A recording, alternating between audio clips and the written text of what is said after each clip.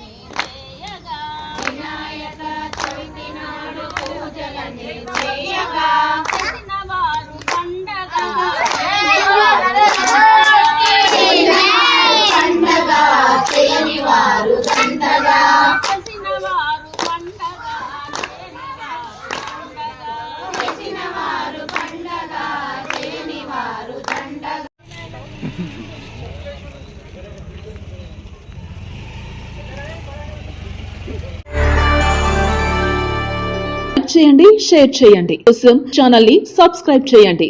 అలాగే ఇక్కడ ఉండే ఈ గంట సింబల్ ని క్లిక్ చేయండి. మేము అప్డేట్ చేసే ప్రతి వీడియో నోటిఫికేషన్స్ మీకు వచ్చేస్తాయి.